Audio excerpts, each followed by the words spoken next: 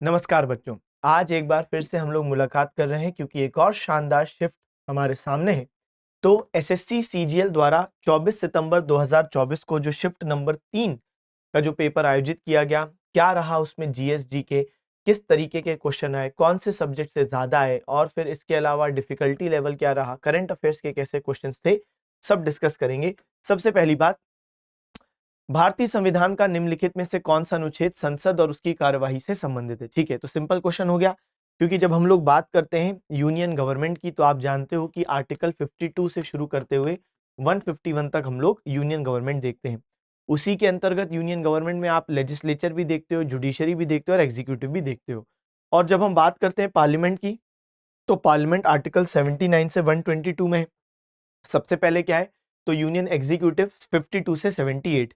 52 से 78 का मतलब है कि प्रेसिडेंट इसमें आते हैं, वाइस प्रेसिडेंट आते हैं, prime minister, council of ministers और अटॉर्नी जनरल। सबसे पहले बात करें प्रेसिडेंट, तो इनका आर्टिकल क्या है, there shall be a president of India, Bharat के राष्ट्रपति होंगे, तो ये आर्टिकल 52। फिर बात करें वाइस प्रेसिडेंट, तो इनका जो पद का सृजन है, जो पद का क्रिएशन है, वो आर्टिकल 63 में है, there shall be a vice president.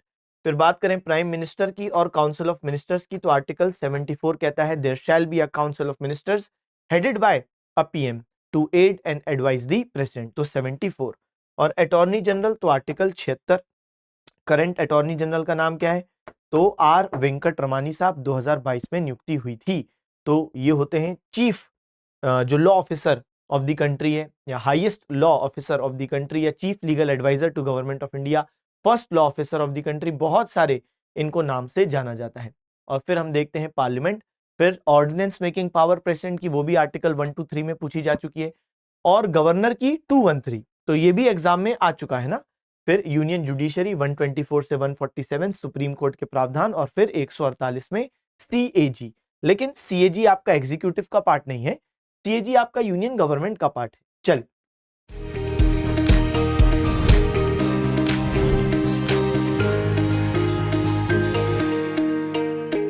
निम्नलिखित में से कौन सा राजीव गांधी राष्ट्रीय सद्भावना पुरस्कार उस्ताद अमजद अली खान साहब को प्रदान किया गया है।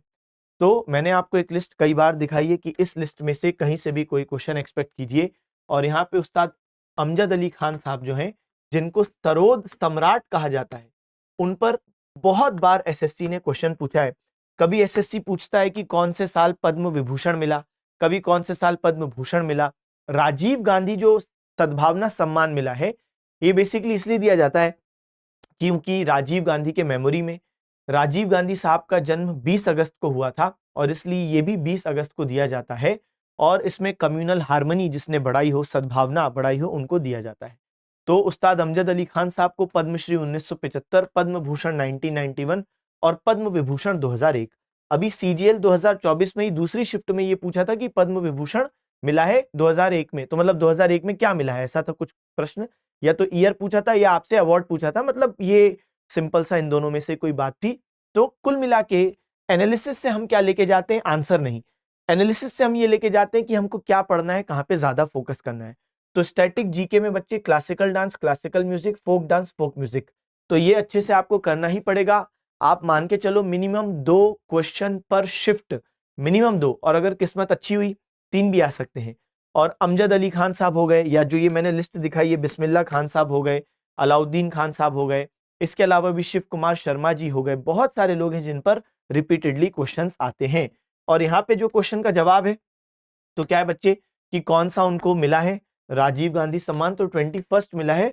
और इससे पहले भी मैंने जो शिफ्ट्स में एनालिसिस करवाया था, वहां पे भी मैंने आपको ये बात बताई थी कि 21st राजीव गांधी नेशनल सद्भावना अवार्ड इनको मिला है। इसके अलावा संगीत नाटक अकेडमी अवार्ड भी मिला है, और संगीत नाटक अकेडमी की जो फेलोशिप होती है वो भी इनको प्राप्त हुई है। अच्छा, ये सारी बातें हो गई। अब बात करते हैं थोड़ा सा राजीव गांधी नेशनल सद्भावना अवार्ड के बारे में। तो जैसा मैंने बताया कि ये contribution towards promotion of communal harmony. अच्छा, ये ऑल इंडिया कांग्रेस कमेटी, यानी आप एक प्रकार से मान लो कि कांग्रेस पार्टी ही स्पॉन्सर करती है। 10 लाख का इसमें सम्मान दिया जाता है, जो रिवॉर्ड है, प्राइज मनी है। पहली बार 1992 में मिला, और जो मैंने आपको बात बताई, ये इनको जो मिला है वो 21st है। और 20th ऑफ अगस्त को ये दिया जाता है, क्योंकि राजीव गांधी साहब का जन्म 20 अगस्त को ही हुआ था। चलो, भारत में शिक्षक दिवस प्रतिवर्ष 5 सितंबर को मनाया जाता है। किसका जन्मदिन है? बहुत लड्डू क्वेश्चन। सर्वपल्ली राधाकृष्णन साहब। बचपन से भी आप स्कूल लाइफ में देखते हो, टीचर्स डे ऑब्जर्व करते हैं और वहीं पे ये बात रटवा दी जाती है। सर्वपल्ली राधाकृष्णन जी की बात करें तो हम देखते हैं कि ये इंडिया के फर्स्ट वाइस प्रेसिडेंट रहे 1952 से 62। और 1962 में जब राजेंद्र प्रसाद जी का प्रेसिडेंट का टेन्योर खत्म हुआ तो फिर 1962 में ये प्रेसिडेंट का चुनाव लड़े और जीते। तो इस प्रकार ये सेकंड प्रेसिडेंट ऑफ इंडिया भी बने। तो सेकंड प्रेसिडेंट ऑफ इंडिया कब से कब तक रहे?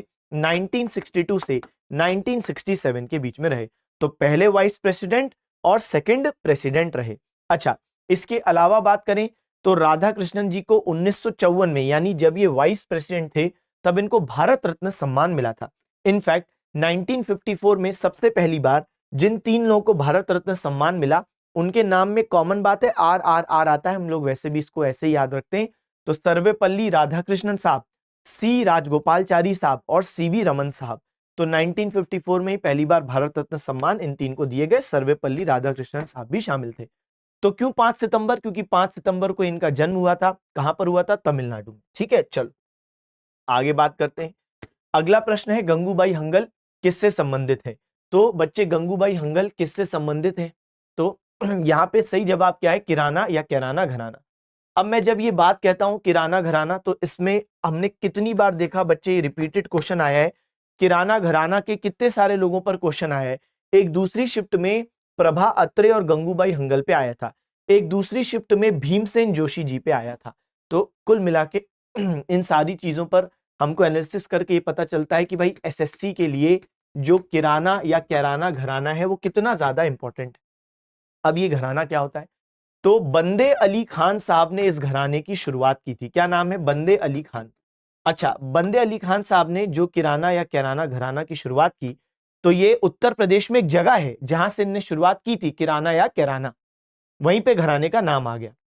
ठीक है, तो इसमें क्या होता है कि जैसे एक कोई गुरु है, अब उनका एक विशेष स्पेसिफिक स्टाइल है, भले ही वो एक म्यूजिकल इंस्ट्रूमेंट बजाने का हो या गाने का हो, और जब उनके शिष्य उनसे जुड़ते हैं तो धीरे धीरे हम देखते हैं कि घराना बन रहा है, घर बन रहा है। तो शिष्य अपने गुरु के स्टाइल को फॉलो करते हैं, फिर ये स्टाइल वो अपने शिष्यों को बताते हैं। तो इस तरीके से घराने का विस्तार होता है। तो जिस भी जगह से ये म्यूजिक स्टाइल की शुरुआत होती है, उस जगह के नाम पर घराने का नाम पड़ जाता है। जैसे ग्वालियर घराना शायद आपने सुना हो, लखनऊ घराना, जयपुर घराना। तो वैसे ही यहाँ पे हम देखते हैं किराना उत्तर प्रदेश में जगह है जहां पे बंदे अली खान साहब ने ये स्टाइल शुरू की थी। इनके अन्य लोगों की बात करें तो हीराबाई बड़ोदेकर, फिर भीमसेन जोशी साहब, फिर गंगूबाई हंगल, प्रभा अत्रे, अब्दुल करीम खान, अब्दुल वाहिद खान। चलें, फिर किस समिति ने कुछ मौलिक कर्तव्यों के कार्यान्वयन के लिए कानूनी अस्तित्व की पहचान की? तो ये एक रिपीटेड क्वेश्चन है, एक दूसरी शिफ्ट में ऑलरेडी पूछा गया था। इससे क्या पता चलता है कि एक तो ये फायदा होता है कि हमको अगर पता हो जाए कि कहां से किस हिसाब से क्वेश्चन पूछ रहे हैं, तो एक तो ये होता है कि ठीक है, अगली बार के लिए हम प्रिपेयर्ड होते हैं कि उस टॉपिक को अच्छे से करना है। लेकिन कभी कभार एग्जैक्टली क्वेश्चन ही रिपीट हो जाए तो फिर क्या ही कहने, सीधे सीधे डायरेक्ट एडवांटेज। तो जस्टिस वर्मा कमेटी। अब ये बात असल में 1999 की है। अब हुआ क्या कि देश में फंडामेंटल ड्यूटीज तो 1976 में ही आ गई थी। ये बात आप जानते हो कि 42nd कॉन्स्टिट्यूशनल अमेंडमेंट एक्ट से 10 फंडामेंटल ड्यूटीज आ गई थी। लेकिन ये सुप्रीम कोर्ट का ऑब्जर्वेशन था कि लोगों को फंडामेंटल ड्यूटीज के बारे में बताइए। तो तब उनने सेंट्रल गवर्नमेंट को एक नोटिस इशू किया कि आप क्या कर रहे हैं, कि आगे किस तरीके से लोगों को आप इसके बारे में जागरूक करेंगे, एजुकेट करेंगे। तब फिर सेंट्रल गवर्नमेंट ने 1999 में जस्टिस वर्मा कमेटी अपॉइंट की, जिनका काम था देखना कि भाई फंडामेंटल ड्यूटीज को किस तरीके से लोगों तक और बेहतर पहुंचा सके, उनको अवेयर कर सके। तब फिर जस्टिस वर्मा कमेटी ने कहा कि ऑलरेडी बहुत सारे लॉज मौजूद हैं जहां पे फंडामेंटल ड्यूटीज हिडन है। तो जैसे prevention of insults to national honour act, तो आप अगर जनता को इसके बारे में अवेयरनेस करते हो तो ऑटोमेटिकली जनता को पता चलता है कि भाई उनको नेशनल एंथम, नेशनल फ्लैग का सम्मान करना चाहिए, जो कि आपकी ऑटोमेटिकली फंडामेंटल ड्यूटी 51A और क्लॉज ए को पूरा करती है। मतलब वो एजुकेट ऑलरेडी ऑटोमेटिकली कर देगी। तो कुल मिला के जस्टिस वर्मा कमेटी का जो उद्देश्य था वो यही था कि वो लॉज आइडेंटिफाई करो कि कैसे फंडामेंटल ड्यूटीज ऑलरेडी लोगों को इन एक्ट्स के माध्यम से बताई जानी चाहिए। ठीक है, तो protection of civil rights act 1955, IPC, unlawful activities, जैसे यहाँ पे वही है ना कि कम्युनल हार्मनी को बढ़ावा दीजिए, एक दूसरे के धर्म का और सब चीजों का बिलीफ्स का रिस्पेक्ट कीजिए। फिर आप देखो वाइल्ड लाइफ प्रोटेक्शन एक्ट कि आप अपने एनवायरनमेंट को बचाओ, तो इनडायरेक्टली जो एक फंडामेंटल ड्यूटी है वो यहाँ पे छिपी हुई है। फॉरेस्ट कंजर्वेशन एक्ट में भी वही बात है। तो कुल मिला के जस्टिस वर्मा कमिटी ने ये बताया कि फंडामेंटल ड्यूटीज यहाँ पे ऑलरेडी हिडन है, बस लोगों को इसके बारे में और अवेयर करने की जरूरत है। आइए, चंद्रप्रभा वन्य जीव अभ्यारण्य भारत के किस राज्य में स्थित है? अब चंद्रप्रभा वाइल्ड लाइफ सेंचुरी क्यों पूछी गई? ये उत्तर प्रदेश की ओल्डेस्ट वाइल्ड लाइफ सेंचुरी है। तो उत्तर प्रदेश की ओल्डेस्ट वाइल्ड लाइफ सेंचुरी है, चंदौली जिले में मौजूद है, इसलिए इसको पूछा गया। और एक उत्तर प्रदेश का नेशनल पार्क है जिसका नाम है दूधवा, इसको भी आपको बिल्कुल दिमाग में रखना है। आप इसको ऐसे दिमाग में रख सकते हो कि सबसे ज्यादा मिल्क प्रोडक्शन पूरे देश में कहां पे होता है? उत्तर प्रदेश में होता है, इसलिए दूधवा वहां से आप लिंक कर सकते हो। अगला, प्रतिहारों ने सबसे पहले भीनमाल में अपनी राजधानी बनाई थी, जिन्होंने निम्नलिखित के शासनकाल के दौरान प्रमुखता प्राप्त की। ठीक है भाई, तो यहाँ पे प्रतिहार लोगों की बात हो रही है और उनके एक राजा का नाम यहाँ पे दिया गया है। बाय एलिमिनेशन भी बना सकते थे। अब कनिष्क तो कुषाण वंश के, लेकिन ठीक है, वैसे भी हम लोग क्लास में गुर्जर प्रतिहार पढ़ते ही हैं। हमने यूट्यूब पे भी जो हिस्ट्री की जो क्लासेस अभी आपके लिए शुरू की गई थी उसमें भी पढ़ा था गुर्जर प्रतिहार में नागभट्ट फर्स्ट, क्योंकि नागभट्ट फर्स्ट को क्या बोलते हैं? रियल फाउंडर, वास्तविक संस्थापक किसका? गुर्जर प्रतिहारों का। असल में जो फाउंडर है बच्चे वो कौन है? हरिचंद्र, लेकिन रियल फाउंडर इनको बोलते हैं। क्यों? क्योंकि इन्होंने क्या किया था कि बैटल ऑफ राजस्थान में जो अरेबिक अटैकर्स थे जुनैद और तामिम, उनको हरा दिया था। तो जुनैद और तामिम को बच्चे जब इनने बैटल ऑफ राजस्थान में डिफीट कर दिया था, तो फिर अरेबिक लोगों को जो राजस्थान गुजरात वाला क्षेत्र है वहां पर एंट्री करने से रोक दिया। तो इनका एक बहुत बड़ा उपलब्धि है, इसलिए जाने जाते हैं। इनके अलावा बात करें तो गुर्जर प्रतिहारों में बच्चे एक राजा आते हैं मिहिर भोज, और ये जो राजा है मिहिर भोज, इनका एक टाइटल है जो एग्जाम में पूछा जाता है, आदि वराह, क्योंकि ये विष्णु जी के भक्त थे। और वराह विष्णु जी का ही एक अवतार है, वाइल्ड बोर, जंगली सुअर वाला अवतार, जिसमें वो पृथ्वी, जब हिरण्यक्ष राक्षस पृथ्वी को समुद्र में डुबोता है, तो विष्णु जी अपने उन्हीं दांतों पर जो वाइल्ड बोर के होते हैं उस पर पृथ्वी को बाहर लाते हैं। तो इसलिए वराह और इसलिए आदि वराह टाइटल मिहिर भोज ने लिया। ठीक है, चलिए आगे बढ़ते हैं।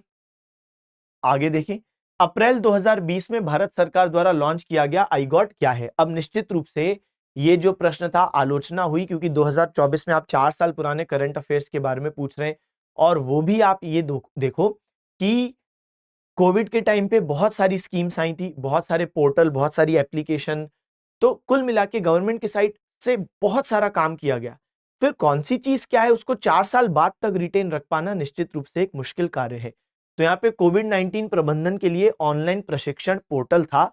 यहाँ पर बेसिकली सरकार ने क्या किया था, जो फ्रंटलाइन वर्कर्स हैं उनको ट्रेनिंग दी जाएगी इस पर्टिकुलर पोर्टल के माध्यम से कि वो और कैसे पेंडेमिक को डील कर पाए। तो यहाँ पे क्या है, पहले तो आईगॉट का full form integrated government online training, तो ट्रेनिंग दी जाएगी फ्रंटलाइन वर्कर्स को। जैसे किसको? जैसे पैरामेडिक्स को, जैसे डॉक्टर्स को, जैसे नर्सेस को, पुलिस ऑर्गेनाइजेशंस को, टेक्नीशियंस को, एनसीसी, इसके अलावा बहुत सारे और civil defence officers, state government officers को यहाँ पे ट्रेनिंग दी जाएगी। तो बात यह है कि आपको फिजिकली कहीं जाना नहीं है, आप आराम से पोर्टल से ही घर बैठे बैठे ट्रेनिंग प्राप्त कर सकते हैं। निम्नलिखित में से कौन सा औषधियों का वर्गीकरण मानदंड नहीं है? तो जो साइंस के क्वेश्चन है वो साइंस के एक्सपर्ट फैकल्टी डील करेंगे। आईपीएल 2023 का फाइनल मैच किस शहर में आयोजित किया गया? अब यहाँ पे सही जवाब बच्चे क्या है? अहमदाबाद। लेकिन हमारे लिए ये आंसर जरूरी नहीं है, हमारे लिए जरूरी है कि 2024 में क्या 2023 के आईपीएल का क्वेश्चन पूछना चाहिए था? बिल्कुल पूछ सकते थे भाई, उसका हक है कि वो आपसे 1.5 साल से आसपास के जो करंट अफेयर्स के क्वेश्चन है वो पूछे। तो आईपीएल 2023 का अगर उसने क्वेश्चन पूछा है तो कोई भी गलत चीज नहीं की है। अब अगर हम बात करें, आपके लिए ये इंफॉर्मेशन काम की नहीं है, लेकिन आपके लिए आईपीएल से संबंधित आगे आने वाले एग्जाम्स में क्या इंफॉर्मेशन काम की हो सकती है। सबसे पहली बात, साल 2008 में पहला एडिशन हुआ, मोस्ट सक्सेसफुल टीम है सीएसके। ठीक है, तो सीएसके, और हम देखते हैं इसके अलावा अगर हम बात करें तो करंट जो चैंपियन है वो है बच्चे रॉयल चैलेंजर्स बेंगलुरु। तो रॉयल चैलेंजर्स बेंगलुरु का जो पहला टाइटल है वो इनको इसी साल 2025 में मिला, और अनफॉर्चुनेटली हम ये भी देखते हैं, अच्छा सीएसके के साथ मुंबई इंडियंस, वही मैं देख रहा था कि भाई मुंबई इंडियंस नाम कैसे मिस हो गया, लेकिन वो लिखा हुआ था, लेकिन मेरा ध्यान 5 टाइटल्स ईच में था। तो मोस्ट सक्सेसफुल टीम सीएसके और मुंबई इंडियंस दोनों के 5-5 टाइटल्स, क्योंकि मुंबई इंडियंस और सीएसके के लिए तो यही बात थी कि इस बार देखते हैं अगर जो भी जीतेगा तो उसके एक टाइटल सामने वाले से ज्यादा हो जाएगा। पता चला इस बार हुआ अनएक्सपेक्टेड चीज और आरसीबी जीत गई, लेकिन उसके बाद अनफॉर्चुनेट इंसिडेंट, जो फिर वो भगदड़ में कुछ लोगों की मृत्यु हो गई जो सेलिब्रेशन में हिस्सा लेने आए थे, बहुत ही अनफॉर्चुनेट इंसिडेंट था। तो 2008 में पहला एडिशन, 2025 में लेटेस्ट, और फिर आप देखो करंट चैंपियन आरसीबी, इनका पहला टाइटल था। सबसे ज्यादा रन विराट कोहली ने आज तक बनाया आईपीएल में, और सबसे ज्यादा विकेट लिए हैं युजवेंद्र चहल ने। फिर बात करें बच्चे, आपके लिए एक और इंफॉर्मेशन काम की हो सकती है, साल 2024 और 2025 के आईपीएल्स में विनर कौन रहा? तो 2024 में केकेआर और 2025 में तो आरसीबी, हमने अभी देखा। अच्छा, अब बात करें रनर अप, तो पिछले साल जब केकेआर जीती थी तो एसआरएच इनकी रनर अप थी, और फिर हम देखें कि जब इस बार आरसीबी जीती है तो पंजाब किंग्स रनर अप थी। वेन्यू पिछले साल एमए चिदम्बरम स्टेडियम चेन्नई, और इस साल नरेंद्र मोदी स्टेडियम अहमदाबाद। इनफैक्ट जो आपका 2023 में जो आंसर है वो भी नरेंद्र मोदी स्टेडियम अहमदाबाद में ही फाइनल मैच हुआ था, और 2025 में भी वहीं पर फाइनल हुआ। इसके अलावा player of the season Sunil Narayan 2024 में, और सूर्य कुमार यादव 2025 में प्लेयर ऑफ द सीजन रहे। इनमें से कहीं से भी क्वेश्चन आ सकता है, तो एकदम अलर्ट रहना। साइंस के क्वेश्चन, साइंस के एक्सपर्ट फैकल्टी देखेंगे। किस औद्योगिक नीति ने भारतीय उद्योग में उदारीकरण की शुरुआत की? बहुत ज्यादा लड्डू और सिंपल क्वेश्चन, आप सब जानते हो बच्चे, एलपीजी रिफॉर्म्स। तो हमने देखा कि एक समय आया था 1991 में जब देश फाइनेंशियल क्राइसिस यानी वित्तीय संकट से जूझ रहा था। ये वो समय था जब हमारे पास लगभग 14 दिनों का ही फॉरेन एक्सचेंज बचा था कि हम लोग अपना फ्यूल, तेल वगैरह आयात कर पाए। ऐसी स्थिति में जरूरत थी भारत को कुछ मेजर स्टेप्स लेने की, ताकि फिर से ऐसी स्थिति उत्पन्न ना हो और फिलहाल संकट से बाहर निकलें। और तब जो पीएम थे उनका नाम था पीवी नरसिम्हा राव, जो दक्षिण भारत से बनने वाले पहले प्रधानमंत्री आज तक, है ना, तो पीवी नरसिम्हा राव। फिर हम ये भी देखें कि उनके जो फाइनेंस मिनिस्टर थे, ठीक है, ये तो पीएम थे 1991 से 1996, लेकिन इनके जो फाइनेंस मिनिस्टर थे वो थे मनमोहन सिंह जी, जो आगे चल के प्रधानमंत्री बनते हैं, और उनका निधन हो गया अभी कुछ समय पहले। खैर, तो अब हम लोग आते हैं किस बात पे, तो पीवी नरसिम्हा राव साहब और मनमोहन सिंह साहब की लीडरशिप में एलपीजी रिफॉर्म्स यानी लिबरलाइजेशन, प्राइवेटाइजेशन, ग्लोबलाइजेशन यानी उदारीकरण, और साथ साथ निजीकरण, वैश्वीकरण की नीति अपनाई गई।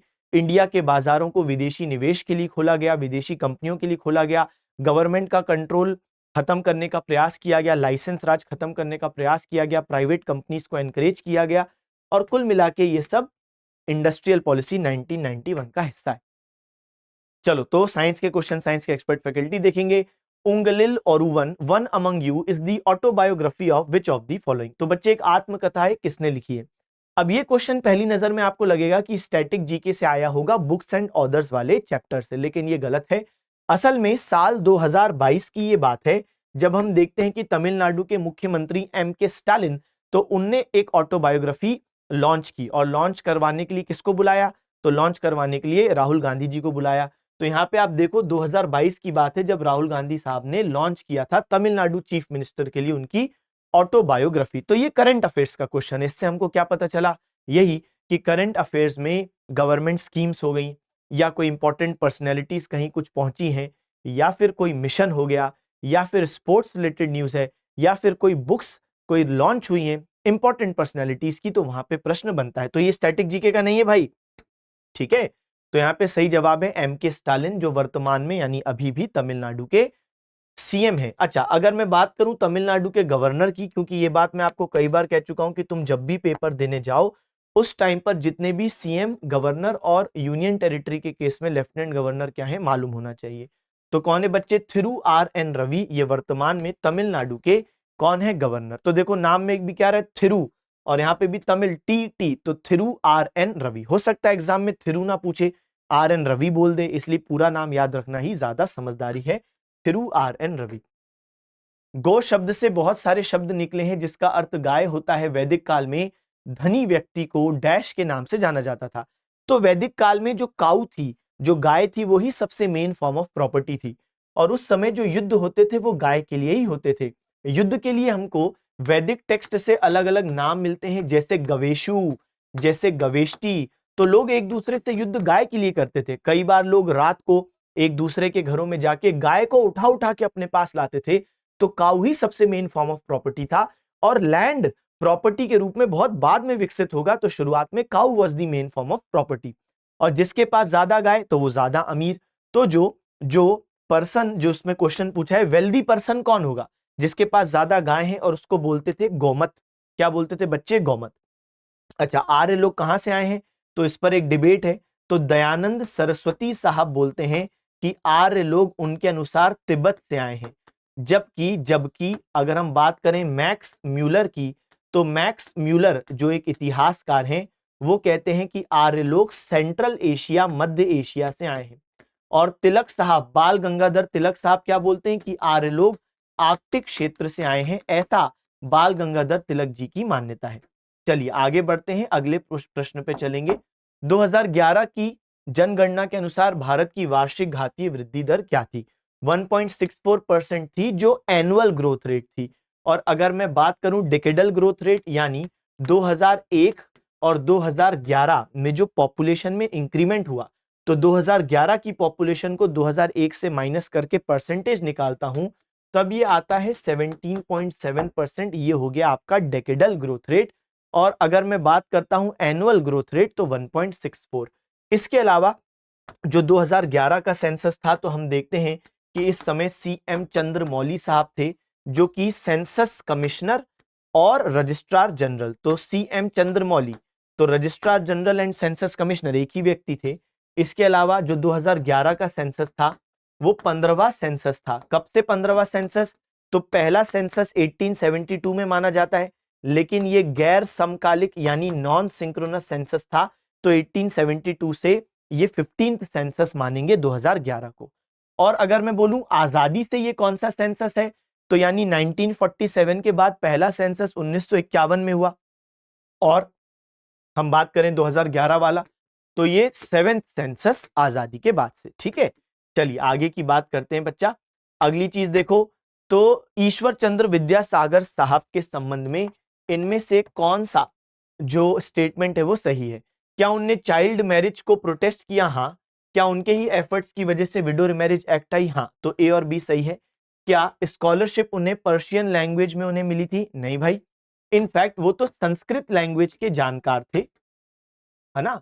और उनके बारे में अगर मुझे और बात बतानी हो, तो उनने संस्कृत जो लैंग्वेज है, तो उसके वो जानकार भी थे। और उनने संस्कृत कॉलेज के जब वो प्रिंसिपल बने, तो उन्होंने गैर ब्राह्मणों के लिए संस्कृत कॉलेज के दरवाजे खोल दिए थे, जिसकी वजह से बड़े स्तर पर गैर ब्राह्मण भी संस्कृत कॉलेज में पढ़ पाए, संस्कृत सीख पाए। अच्छा, एक और चीज, वो बैथ्यून स्कूल के सचिव भी बने थे। बैथ्यून स्कूल जो है, जिसके वो सचिव बने, तो ये oldest women college of India माना जाता है। इसकी स्थापना 1849 में जेईडी बैथ्यून ने की थी। ये ओल्डेस्ट वुमेन कॉलेज माना जाता है। चलिए आगे बात करें। और 1856 में जब इनके प्रयासों से विडो रिमैरिज एक्ट पास हुई, तब कौन गवर्नर जनरल था? तो सही जवाब बच्चे क्या हो जाएगा? गवर्नर जनरल 1856 में कौन था? तो डलहौजी। डलहौजी तो डलहौजी 1848 से 56, तो इनके टाइम पे ये हम देखते हैं कि पास हो गया था। ठीक है, चलिए आइए आगे बात करें।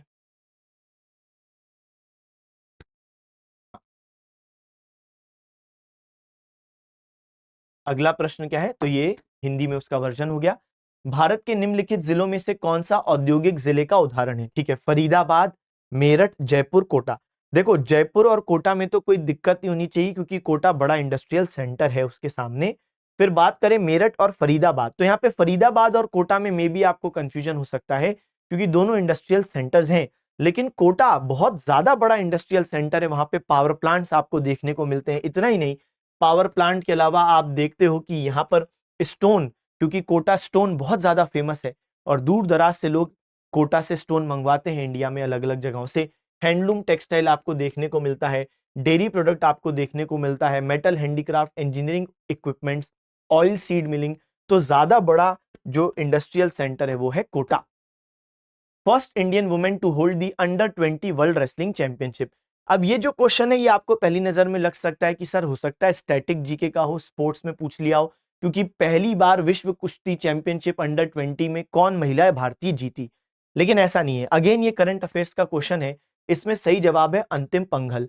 बच्चे अंतिम पंघाल तो वैसे भी बहुत ज्यादा लाइमलाइट में थी, क्योंकि जब 2024 का पेरिस ओलंपिक्स हुआ तब इनको बीच ओलंपिक्स में वापस इंडिया भेज दिया गया था, क्योंकि इनने कोई डिसिप्लिनरी ब्रीच किया था, अपनी कुछ बहन को ओलंपिक विलेज जो है वहां ले जाने का प्रयास किया था, उसकी वजह से इनको भेज दिया गया। तो ये बहुत ज्यादा चर्चा में थी, वैसे भी इन पे क्वेश्चन आ सकता था। लेकिन अब अगर हम इनके ओवरऑल अचीवमेंट के बारे में बात करें तो देखो 17 साल की उम्र में ये इंडिया की पहली अंडर 20 वर्ल्ड रेसलिंग चैंपियन बन गई थी। और फिर 2022 में जब इनने ऐसा पहली बार किया, अगले साल फिर से इन्होंने अपना टाइटल डिफेंड किया, यानी अगेन ये चैंपियन रही। तो 2022 और 23, अब आप सोचो जो महिला 2022 और 23 में अंडर 20 वर्ल्ड रेसलिंग चैंपियन रही हो, उस पर क्वेश्चन 2024 में आना बिल्कुल स्वाभाविक है। इसके अलावा 2022 के एशियन गेम्स में इन्होंने ब्रॉन्ज भी जीता था, 2023 में women's rising star of the year भी रही, यानी बहुत चर्चा में रही। ये करंट का ही क्वेश्चन आपसे पूछा गया है। चलिए आगे बढ़े। कुचिपुड़ी नृत्य किस राज्य से संबंधित है? बहुत लड्डू क्वेश्चन हो गया। आंध्र प्रदेश। तो हम लोग इसको कैसे याद रखते हैं कि कौन सा बंदा कच्ची पूड़ी खा लेगा? तो अंधा व्यक्ति बेचारा कच्ची पूड़ी खा लेगा। तो यहाँ पे आंध्रा, तो आंध्रा से आपने क्या बोल दिया बच्चे? तो अंधा। और यहाँ पे हमने बोल दिया पूड़ी, तो अंधा व्यक्ति बेचारा कच्ची पूड़ी खा लेगा, है ना। तुम्हें तो दिख रहा है तुम नहीं खाओगे, लेकिन अंधा व्यक्ति बेचारा खा लेगा।